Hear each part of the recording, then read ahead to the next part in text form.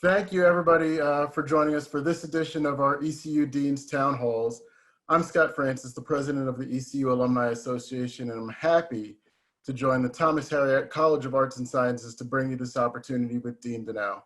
We're so glad you've joined us, especially this rainy evening. I hope that you're all staying safe, healthy, sane, and well. As we get started, I want to share some quick ground rules and format with you. First, I want to let you know that we're recording this session so that our friends who couldn't be here can access it later. So please note that we'll be recording both our screens and the chats. We've muted all of your lines as we meet our featured guest, Dean Danell. She will also share some information first, and following that, we'll open the chat to questions from you all. For the optimal viewing experience, you should select Speaker View, which can be found on the upper right-hand corner of your screen. Also, we ask that you keep those lines muted for the duration of the program. At any time, you can ask questions in the chat by clicking on the word bubble labeled chat in the user menu right there at the bottom of your screen. I'm thankful in advance for your patience and understanding as we navigate the ins and outs of the technology. But now, without further ado, we'll get started by saying hello and throwing it to Dr. Danell to begin our session. Once again, thank you for joining us, and go Pirates. Dean Danell, the floor is yours. Oh, wonderful. Thanks so much, Scott. I'm excited to be here. Thanks for everybody for putting these town halls on. It's been a great way to stay connected. I'm even attending the other town halls with my fellow deans just to stay connected with them. I have some slides made for this evening, maybe 10 minutes or so. And so I thought I would share my screen. And Scott, you can give me a thumbs up if you can see everything. Since we're getting together to talk about Harriot College, I wanted to give you a quick overview of some college activities, some accomplishments, and just, well, like I said, try to start off by connecting with people. So you know that our main job of Harriot College is teaching. We do this a lot. We do this well. I wanted to remind everybody of that we're able to do that even during our current global health crisis. We teach more than any other college on campus at ECU, and our classroom experiences, we really try to make them as creative and active as possible. So the top picture, for instance, is a classroom, but that's not the professor at the front of the room. It's a student. It's Angela Raper's English 1100 class. That's our intro comp class. Everybody takes that composition course. They're learning writing fundamentals, but she teaches it in a way that gets things really engaged. Creative juices are flowing. They are basically reenacting history in their comp class. So nicely interdisciplinary. Learning takes place outside the classroom too. So we've got programming that we do. So I've got a picture of me with a lot of graduate students learning more about imposter syndrome from the Women and Gender Office. And we make sure to celebrate how well everybody is doing in the classroom. So for instance, ECU excels. These were in-person events before the pandemic, of course, so that's why the photos are awfully close together. We've got lots of reasons to celebrate. So when folks get great GPAs, really achieve in the classroom, we make sure to tell them that they're doing a great job. So a lot of faculty activities, a lot of student activities to talk about. I don't want to move on without making sure you know that our staff keeps everything running as well. We have hundreds of faculty experts, right? But so much work is facilitated by our excellent staff. So if you follow us on social media, you know that we try to highlight that as much as possible. So on the top, Taria Bradshaw, she's one of our lab managers in biology. She and I used to work in the same building, so I've seen her around campus a lot in the past. I miss seeing her lately. She did a ton to make sure all of our biology labs were ready to go this fall. And of course, she had to be ready for some in-person and some online activities. Also on our website recently, our staff member, Chastity Clark, was highlighted and profiled. She's just a fantastic administrative assistant and team player, but she's also an alum. So while she's been working as the lead administrative assistant in the Department of Political Science, like managing budgets, keeping things running, she also got her master's in public administration from that same department. So just fantastic team members, active on the staff council in the college, and I really value their support and their input too. So I mentioned, the fact that we had to be ready to change how we do business. So we certainly are ready to interact in the same way that you and I are interacting right now on a Zoom call. So this is a screenshot of a group being facilitated by English professor Anna Frula. But we also can try to maintain a lot of our research and field studies, even during the current conditions. So we pivoted to online classes, but we can still do some of our modified field work and research. So I really feel like this has been a complex time to be a leader, a complex time to be helping people achieve the mission, but we've been able, I think, to stay the course. So we've got pictures here of a maritime field school. We've got some aviary work being done outside. We've got a geology field school that's gone virtual. We've got a lot of talented people that are making things work. So those faculty, of course, that are helping make things work also need some time to focus on what's going on outside the classroom too. So we as a college and with our research division partners at the university try to support as many faculty as we can when they have competitive research or creative activity proposals by giving them some time outside the classroom to focus. So we'll reassign them from a classroom experience for a semester, for instance, so they can develop their ideas and be competitive for either publishing their scholarly work. So we've got folks highlighted on here that are publishing books, papers, or they're submitting a proposal for external funding. And so we've got some pretty great minds at work inside and outside the classroom. And you can see that they're awfully competitive. So this is a bar graph showing just how much external funding has grown to our investigators, to our researchers in Harriot College over the last 5 years. And I'll be darned, even in the last year, we were able to set a new record. And I thought the year before was just a banner year. So these dollars are coming from some federal agencies that you've heard of, probably National Institutes of Health, Department of Defense, things like that, but also nonprofits and state agencies. And we actually, in Harriot College of Arts and Sciences, right, we have a lot of science research going on, of course. So a lot of our National Science Foundation awards to ECU are coming to our college.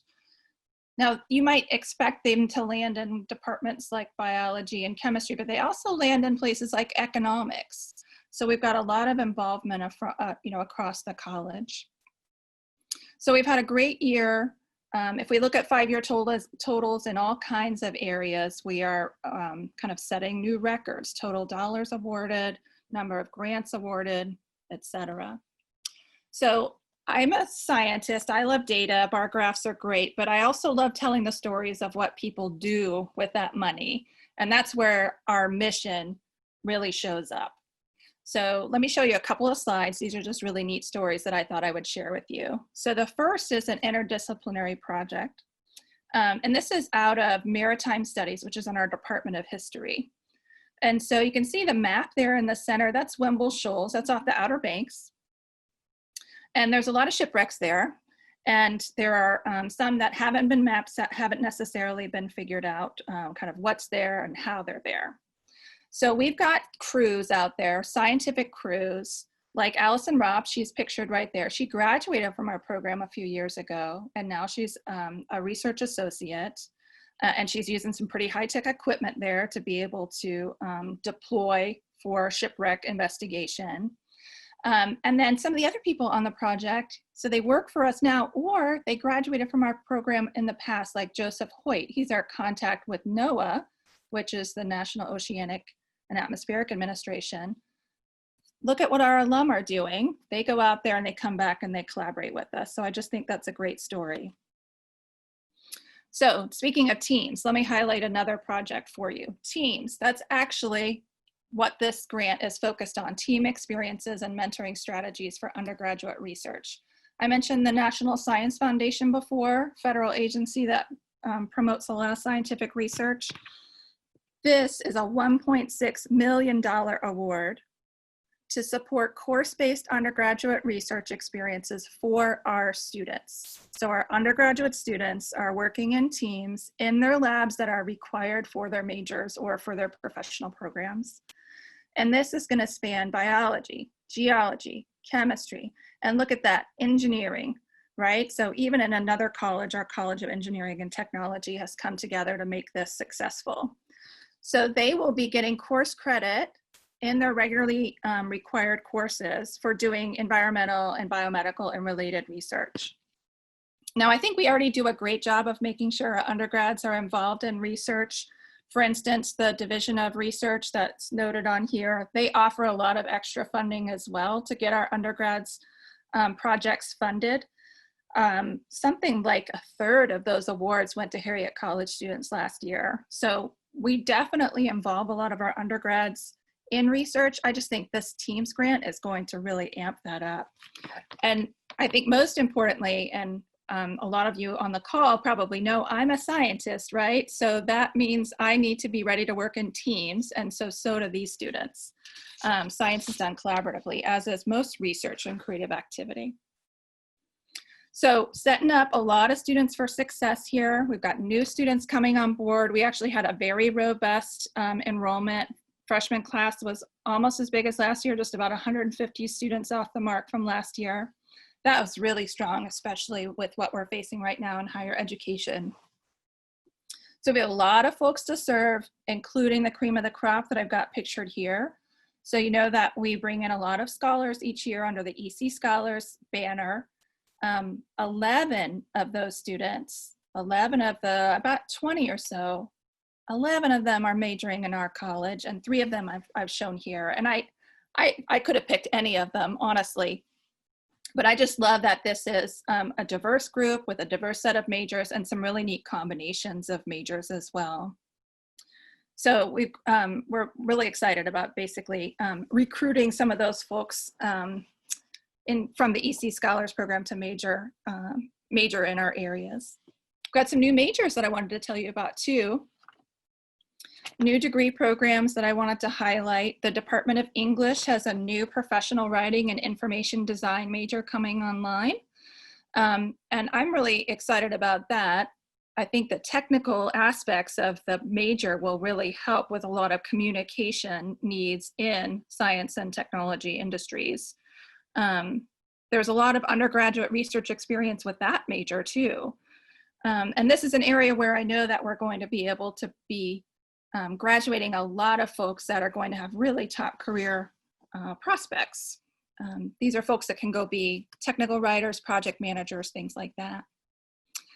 We also have a new biology program. Now, what does BA stand for? Bachelor of Arts. Yes, science can be an art. How do we do that? Well, we basically take a lot of the field and environmental and laboratory work that's done in biology.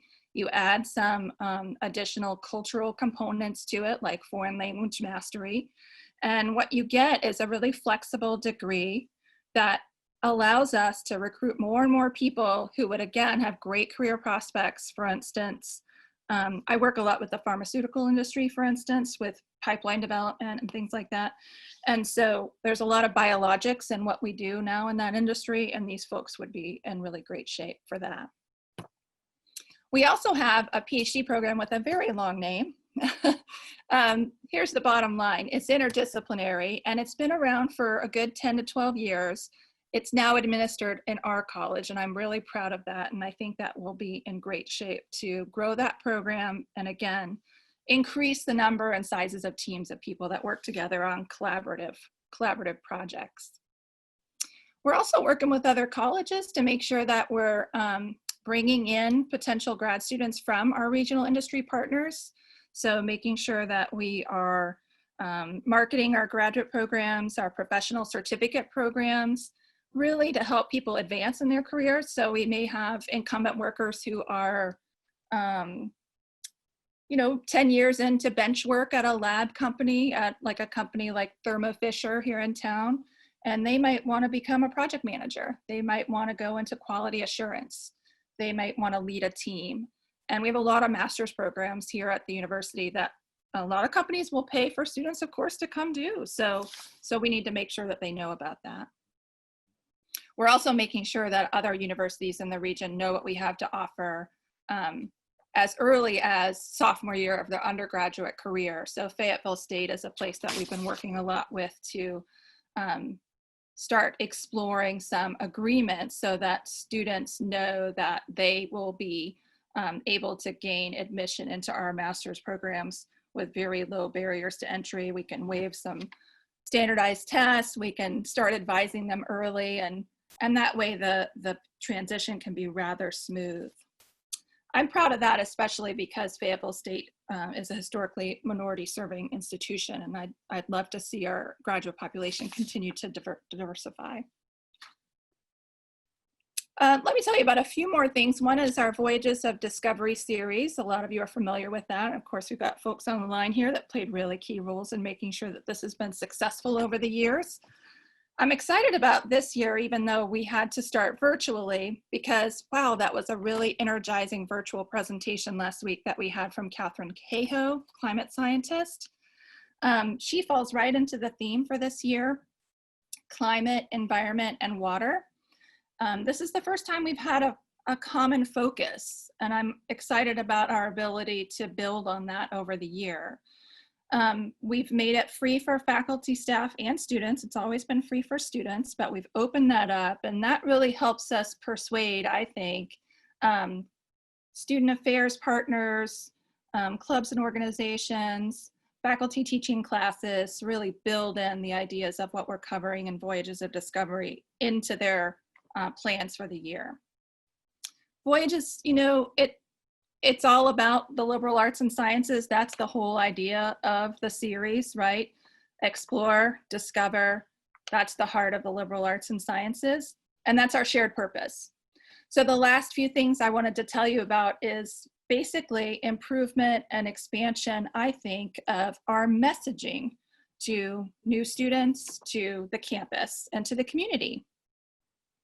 So for instance, I've got a slide here that says, make more than a major decision, make a major difference. So Harriot College has 16 departments. We've got over 50 majors.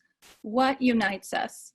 Students major with us so that they can go make a difference. They make a major difference. Of course, I'm playing on the word major there. So what can they make a difference in? Well, let's describe it to them in areas that they're familiar with. We don't need to use necessarily very narrow major names or program names or big words. Let's just focus on what means the most to them. They worry about the environment. They want a diverse workplace. They want to be able to speak to other cultures. They want to be able to make a difference in technology and medicine. So I don't have a marketing degree, but I'm testing the waters.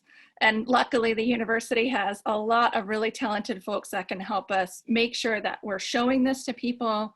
We're uniting our themes here, make more than a major decision. We're making a major difference. We're showing who's in our majors. Our campus is a diverse environment, and we want to show that. And we've got social media campaigns that are following up on those messages to make sure that people know that our majors are leading to important careers and our alumni go make a difference. I'm really excited about that particular campaign. I think it's going to land even further here soon. So let me stop sharing my screen and I'll come back on the video. And Kendra, I'm happy to take some questions. All right. Well, thank you everyone for joining us tonight. It's a pleasure to be here with you. Thank you, Dr. Danell, for this presentation. I'm always amazed by all the accomplishments that are going on in your college. Thank you. We will be accepting questions tonight. If you would, like Scott mentioned earlier, just click on that chat button and submit questions. We will ask them as we receive them. We have already received quite a few, Dr. Danell, so I'm going to group this question in kind of 4 different categories. Okay. One related to COVID, one our students, growth in future, and then alumni engagement and support. Sounds so while you guys are submitting more questions, we'll go ahead and get started with the first one. And it is from the audience. Okay. It's how are students fulfilling their internship requirements during this time? Internships. We do have several programs that require internships and then additional programs in the college that can try to make that connection for people to do those internships. So we've had to be pretty flexible. So programs that require them, we need to be offering substitutions if people are not able to engage in internships. But kind of like we're doing now and what a lot of programs where people would intern are doing, there's plenty of telework to be done. So if we have a criminal justice major interning for a law office, a lot of what they can still do is going to be telework. So what we've done is created a pretty extensive experiential learning inventory. And we had some experts from health sciences come over and help us across the university to assess the risk, right? So we don't want any students to be taking on unknown risk. So if we can mitigate the risk through like telework and isolation from other folks, then that's great. But we want them to still be able to build their network, of course. If they're taking on a little more risk, let's say if we have a health psychology intern who's placed at a healthcare facility, we're looking for that healthcare facility to document what they're doing to keep our folks safe. Awesome. So it runs the gamut, but I think a lot of meaningful experience is still available for folks. Great. Our next question is, what are the plans for spring? Will we be bringing students back to campus? Well, I think the university is definitely trying to do that to a degree, right? So we need to keep things low density. We don't want to rush things. So the messaging that I'm getting from the university about how to plan our spring is, let's be smart. Let's offer the things that need to be in person, but at a limited capacity and density. So I think the dorms are running at singles, that kind of thing.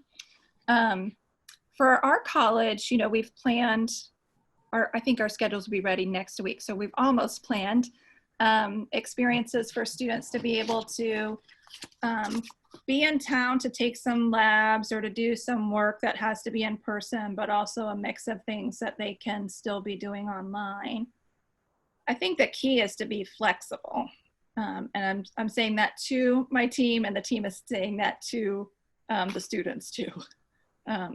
So a little bit of both is what I understand, face-to-face and online. Anne from Greenville has asked, how are you trying to retain key faculty during this challenging time? So that's a good question. I mean, I think retaining faculty is the same thing as supporting faculty. It's the same thing as just being there for folks, either helping them with their programs, helping them reach their goals, right? So a lot of that management is the same, no matter if you're thinking of it in terms of retention or promotion or growth or anything like that. So I definitely try to have that thread running through the way I lead the college. So we have some flexible funds like foundation funds. We have funds built up from our external grants. Those always come with overhead money from agencies. And so those are sources of more flexibility. So if somebody wants to design a program or carry out a project, I can try to support it in that way. Maybe even fund a graduate student, because our graduate student stipends can be covered by some of those types of funds. And then I look for other kinds of currency too. So I've mentioned types of money, but there's other things that have value. I mentioned earlier time, offering people networking support, helping people come together to set goals. So making those connections with people, I think, I hope, serves to retain a lot of our really talented faculty. Thank you.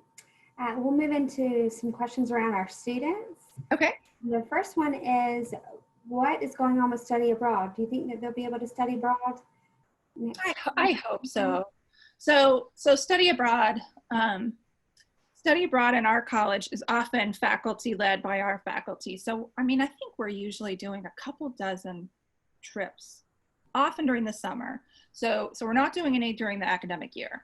That seems smart. And then it takes a while to plan them too. So students need to be able to know how it fits into their schedule and what their course requirements are and things like that. So right now we've gone ahead and planned about a dozen trips for next summer, 2021. So we wanted to be ready. They're all trips that have gone before, right? So the faculty that are leading them and the courses that they line up with and the places that they go, those are all set.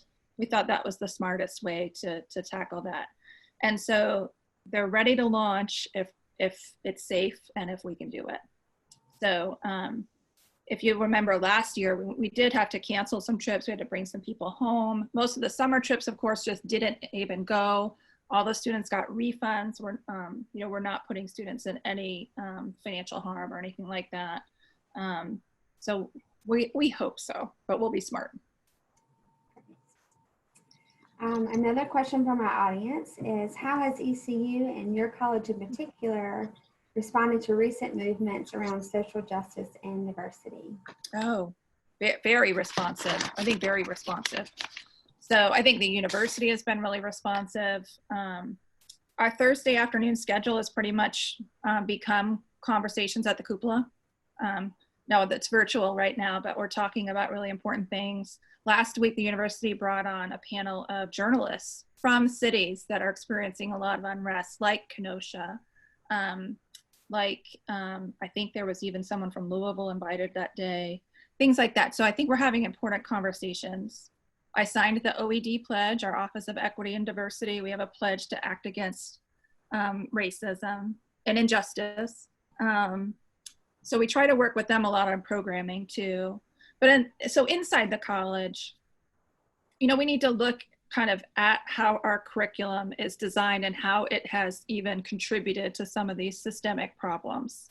So, are we looking at too much Western history, right? Western civilization? Are we being global enough? Are we thinking about parts of our culture and communication that have been diminished?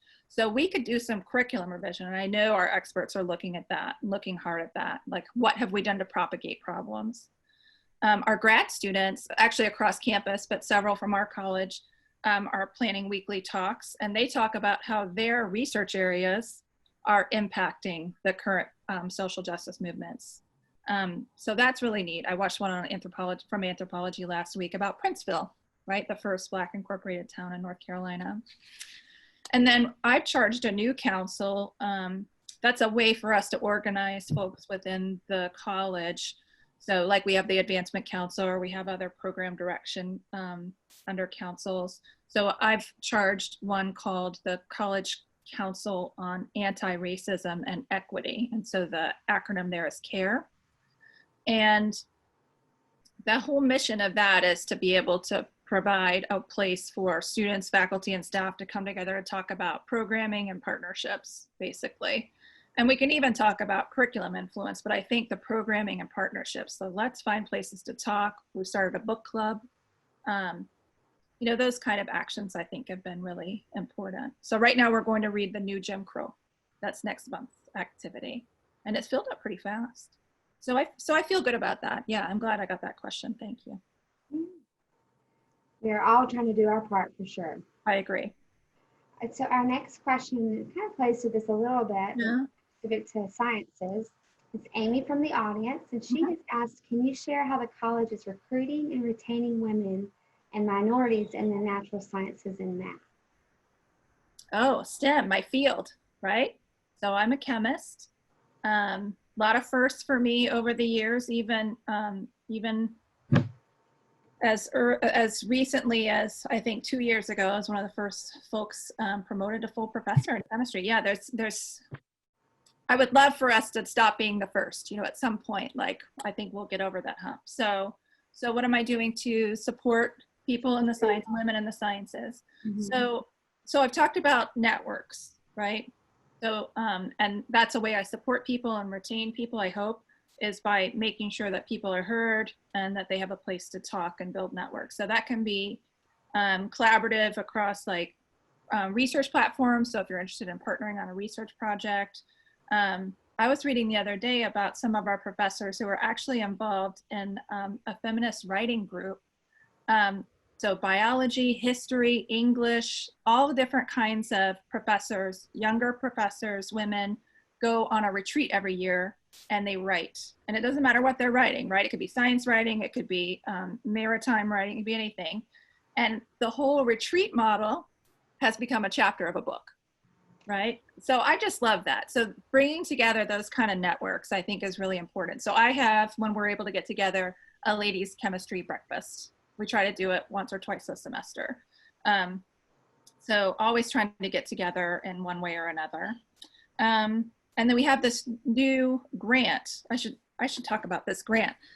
So Ron Mitchelson, our chancellor, just led up a team of folks from across different colleges, including Kristen Myers in sociology and a couple of biologists, Cindy Putnam Evans and Mary Farwell, both administrators for us, who are both biologists.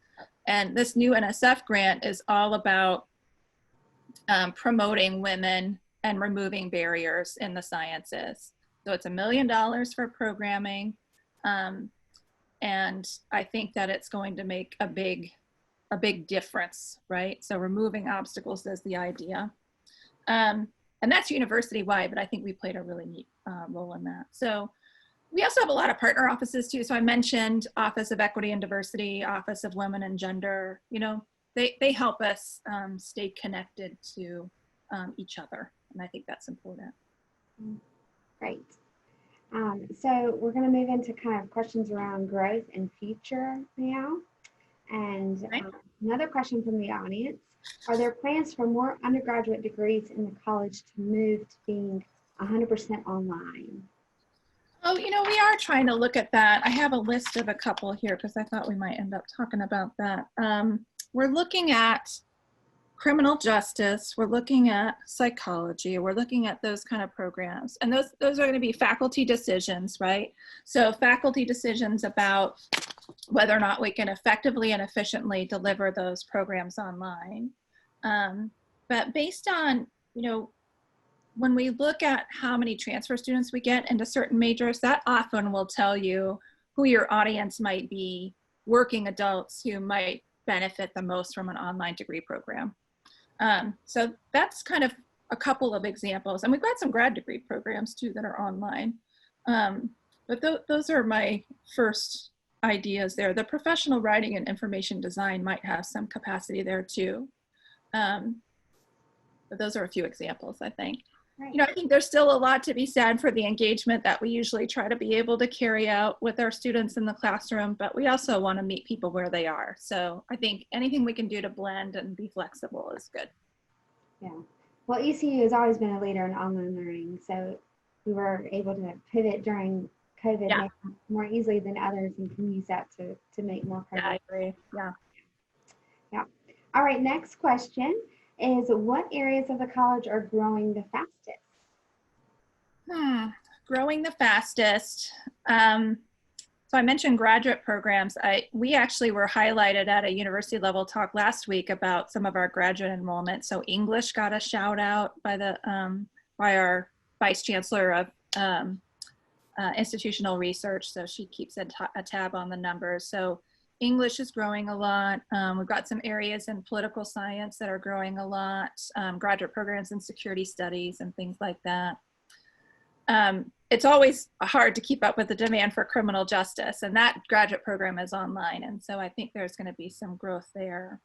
But I also think we're going to see some growth probably in African and African American studies, things that bring together ideas of social justice and diversity and understanding more about our history. And our director of African and African American studies is an African historian, Jarvis Hargrove, and he's really interested in more public history projects too. So I see that major really coming on the map. And I have to imagine a lot with environmental too. So again, kind of tying into what we're talking about our majors being related to, where we can have our students go make a difference. Environmental related programs like geography, geology, atmospheric science. Yeah, I think those will continue to attract some attention because of the urgency, right? For better or worse, we just have so much urgency. So I think we'll grow a lot in those areas in the coming years. Great. So next question is, as a new dean, what do you hope to accomplish by the end of this academic year? I know it's hard to say just one. Can I say survive the year? Can I say manage the crises? So what do I hope? I mean, I do think that a lot of what I'm focusing on is messaging, is telling the good news about the college. And so, for instance, with these themes of what we care about and where we think our students can make a difference, we need to work on linking those career areas and areas of impact to our general education program at the university. Because general education unifies everybody. It's what everybody takes kind of their freshman and half of sophomore year. And who teaches most of that? We do, right? So the absolute vast majority of those courses are taught by us. So there's our opportunity, there's our audience to show them why sticking with us. And no, you're not just taking a class that you already took in high school, and no, it's not just some boring lecture. This is an active, engaged, meaningful class or series of classes. So I think we have some opportunities there to not just kind of message that, but honestly, kind of, there's a word for it, like gamify it, right? Make it a badging system. Make sure people are collecting stickers or pins or something to show that they've finished a slate of social science courses that have to do with social justice, or science courses that have to do with environmentalism, or classics and language classes that help you communicate. So I think that we've got some opportunity to make it a little more fun. And I think that we can get that done this year. So, and survive. I know you and your faculty, y'all do great. All right, so our next question is from Justin from the audience. And he said that he is in the process of applying to PhD programs with the hopes of becoming a professor. What changes do you foresee in the job outlook for professors moving forward? Oh, wow. Well, first off, I'm flattered if Justin is an alum of ours. I hope that he had plenty of professors that inspired the road that he's looking to take. I mean, the academy, the presence of universities in everyone's lives, and our ability to provide the social mobility and the career preparedness, I just don't see that changing. We need to be ready to be flexible about the delivery. We may have to rethink and reform how we're organized periodically. That's just evolution. So I think that having a career path where you become an expert in an area and you want to be thoughtful about growing in that area and mentoring students, it's the best job in the world. So I think that it's a great outlook. So, but I might be a little biased. I actually wanted to be a professor. That was what I wanted to be, yes. Yeah. But you know, a lot of times, but someone in your position and someone in mine, we connect with people and we want to help them reach their goals. And so there you go, right? That's the nuts and bolts of what kind of jobs make a difference. So work there instead of teach there. It's okay. Yeah. So we've actually gotten several questions tonight about people who want to further engage with the college and support. And so they're asking a couple of things. So we'll start with first question is, what are your top 3 funding needs for your college? Well, you know, I've mentioned the Voyages of Discovery. So I really think that that's our banner series, and we want to make sure that we keep that supported, and that's essentially almost all private dollars. There are a variety of scholarship funds that we have, and I think sometimes donors might worry that they have to have enough to endow a new scholarship, and that's, I think, in your line of work, you know that that's not true and not required. So the Beacon Scholarship is something that I would love for more folks to donate to. That program really rewards folks that are above average. Maybe they're not being recruited by the Honors College, but they're smart, driven folks. And Harriot College has their own fund for Beacon Scholars. And so that's where I donated during Pirate Nation Gives this summer. So every little bit counts. It doesn't have to be a multi-million-dollar gift, you know, $100 here and there adds up. So I would say that that's probably something that means a lot to me. So our scholarships are a variety of missions, right? So we have funds that help folks study science or go abroad or things like that. So we have a lot of different ways that we can help.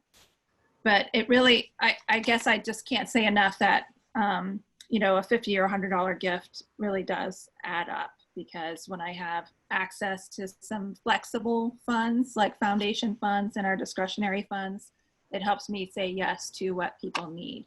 And we're just so darn lean. And there's new needs popping up, right? So that really helps. Great, thank you. So we have another question. What would a transformational gift look like for your college? Oh, a transformational gift. You know, I told our advancement council about this. There's a few members of the advancement council on here. You know, I would love for us to catch up with some of the other campuses in the university system and get a museum. And that's where I feel like a public-private partnership could really make a transformation in downtown Greenville or uptown Greenville, depending on what you want to call it. So yeah, I think a transformational gift would be some kind of public-private partnership that would allow us to showcase what the region is about, what our faculty experts do, right? So, I mean, if you think about the coastal environment, if you think about kind of the folklore elements, the public history parts of what we do, the cultural anthropology. You know, we've got a lot of different types of experts that could facilitate some pretty great exhibits. And I think it would kind of strengthen that connection that we have with visitors to the region and residents of Greenville and Pitt County. And think how great it would be to have, you know, another place to kick around, you know, Dickinson Avenue Arts District or uptown or near campus when we can finally go to a ball game or something again. So yeah, I think a transformational gift that, you know, kind of like our fine arts and communications colleagues are really hoping for a performing arts center. I think we would love a museum. Mm-hmm. Yeah. Well, our team will certainly try to help you find that. And for any everyone on the call tonight, I want to make sure that I say thank you so much for not only joining us, but for those of you who do support the college and the university. We couldn't do the things that we do without your help. So you mentioned scholarships earlier, and 75% of our students actually are on financial need. So absolutely, is always important and very helpful to keep our students, to recruit students to ECU, but also retain them. So, absolutely. Didn't want to go without saying thank you to everyone for your support. Ditto. We do talk to people often about their time, talent, and treasure. So for those who want to go and give annually, but also have time to give, what are some volunteer opportunities that your college might have available? Oh yeah, so there's absolutely other kinds of currency, right? So when I talked about monetary support of projects and programs in the college, you know, a lot of what I talked about as a manager and a leader is just offering my support. And so when I hear from donors and friends of the college who would like to come speak to a class, and of course it's even more accessible in a way right now, you can zoom right into a class. Well, I'll go back to the whole idea of building networks, right? So how do I learn about what it would be like to work for the federal government? How do I learn more about what it would be like to be at the SBI? How do I, you know, there are things that I think our alumni and friends do that they can offer an entree into what those careers look like, and then even maybe offer some mentoring and networking. So I think that's probably the most fun that I've had, connecting with folks over this past year and a half of working in this job, or a little over a year, of learning more about what they've done past, you know, college and graduate school or anything like that, or military service, and then how they look back on what ECU was able to do for them, and sharing those stories. So we've had some great volunteers in that respect. Great. And I will be following up with everyone who has joined us tonight with an email just saying if there were any questions that we didn't get to, that we will certainly try to answer, or set up a one-on-one meeting with you, Allison. So that would be great. Yeah, that would be great. I miss people.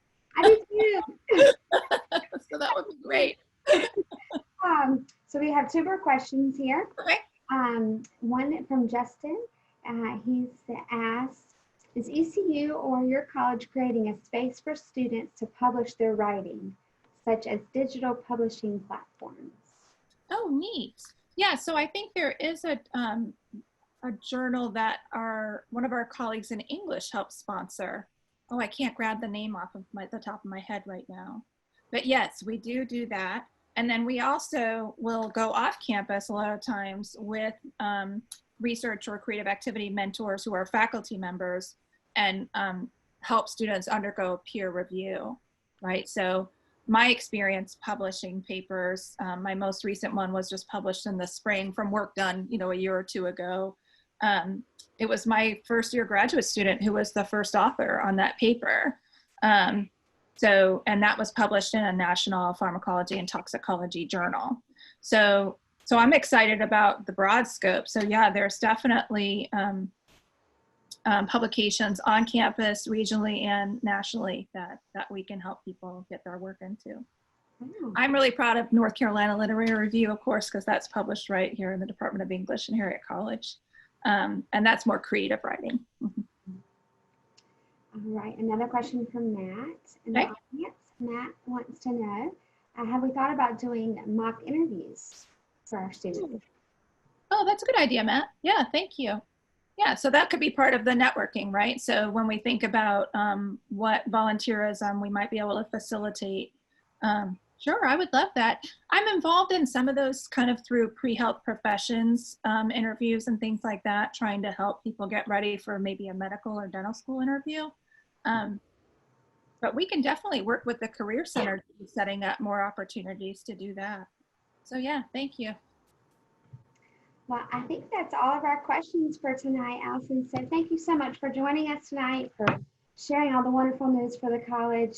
We appreciate your leadership and the great things that you're doing over there. It's my pleasure. This was a great time. Yeah. I'll do this every week. Well, we really do appreciate everyone for joining us again, and I will be in touch. You'll be getting a message on how you can respond to Allison directly later tonight as well. So thank you for all that you do. Thank you for your support of ECU, of Harriot College, and being an advocate for our wonderful university and a supporter. So I guess you want any other final last words, Allison? I'll reiterate your thank you. I appreciate everybody coming. It was so nice to see some familiar faces. And that includes my mom and dad, who are also on the line, so they can wave. Thank you all. Have a good evening, everybody. Good Harriot. Great. Bye. Bye.